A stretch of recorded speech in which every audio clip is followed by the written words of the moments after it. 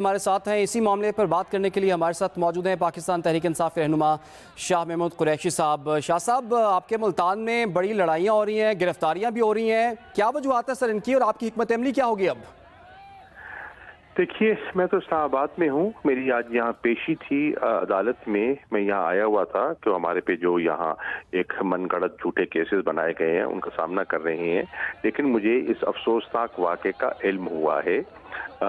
میں اس گرفتاری کی، ملک عامر ڈوگر کی گرفتاری کی مذمت کرتا ہوں، اور جو پی ٹی آئی کے کارکنان کو اگر گرفتار کیا گیا ہے، تفصیلات میرے سامنے نہیں ہیں کہ کتنے گرفتار ہوئے ہیں، لیکن جو بھی ہے میں اس کی مذمت کرتا ہوں۔ بدقسمتی سے ایسا نہیں ہونا چاہیے تھا۔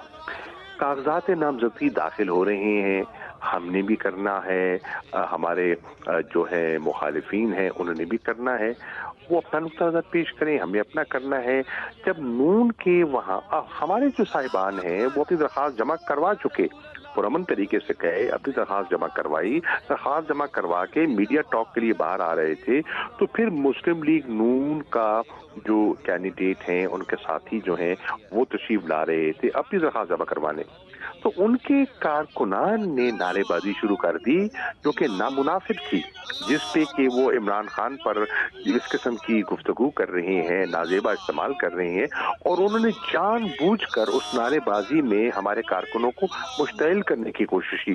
بدقسمتی سے وہ بات بڑھتے بڑھتے نون کی طرف سے آغاز ہوا، اٹھا کے ان کے کارکن نے گملہ پی ٹی آئی کے کارکن کو دے مارا، پھر یہاں سے ری ایکشن ہوا اور لوگ گتھم گتھا ہو گئے اور بات بڑھتے بڑھتے اس نوبت کو پہنچ گئی۔ اب یہ ہے بدقسمتی سے ہم جو کہہ رہے ہیں فیلئر، کہ اگر یہ حکومت جو نگران سیٹ اپ ہے وہ اگر ابتدا ہی میں امن عامہ کی صورتحال کو کنٹرول کرنے میں ناکام دکھائی دیتا ہے اور ہمیں وہ نشانہ بنانے کی کوشش کرتا ہے، تو اس سے ماحول بگڑے گا۔ آپ نے دیکھا کہ انہوں نے، جب میں اپنی درخواست جمع کروانے گیا، الحمدللہ پرامن ماحول تھا، لیکن آر او تبدیل کر دیا گیا۔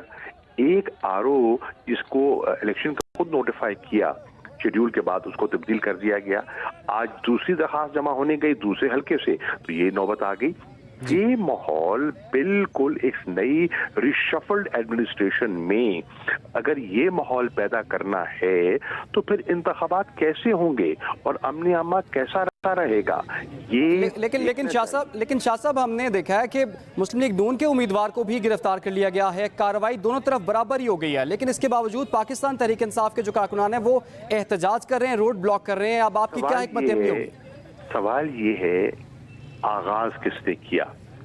آغاز کس نے کیا؟ یہ جھگڑے کی ابتدا کہاں سے شروع ہوئی؟ دیکھیے نا، بات یہ ہے، ابھی دیکھیے وہاں این اے 156 میں آج میرا بیٹا بھی گیا، وہ ایز اے کورنگ کینڈیڈیٹ اس نے درخواست جمع کروائی، نون کے بھی تھے، نون کے کینڈیڈیٹ درخواست جمع کروا رہے تھے، یا بھی جو انہوں نے باہر انتظار کیا، وہ اپنی درخواست جمع کروا کے باہر آ گئے، ہم خوشی سے چاہ کے انہوں نے بڑے اچھے ماحول میں درخواست جمع کروا دی، کوئی جھگڑا نہیں ہوا، کوئی فساد نہیں ہوا۔ لیکن وہاں اگر وہ نعرہ بازی شروع کر دیتے، یہاں سے یہ نعرہ بازی شروع کر دیتے جو کہ وہاں ہوا این اے 155 کے آر او کے سامنے، تو پھر یہاں بھی بدمزگی ہونی تھی، نہیں ہوئی۔ یہاں ہم نے بھی عقل سے کام لیا، انہوں نے بھی عقل سے کام لیا اور ایک بردباری کا ثبوت دیا۔ کاش وہ بھی ایسا کرتے، انہوں نے ایسا نہیں کیا، جس سے یہ معاملہ بگڑا۔ یعنی کہ آپ کے مطابق آغاز جو ہے اس تصادم کا آغاز نون لیگ کی جانب سے کیا گیا۔ بہت شکریہ آپ کا شاہ محمود قریشی، آپ نے ایکسپریس نیوز کو وقت دیا۔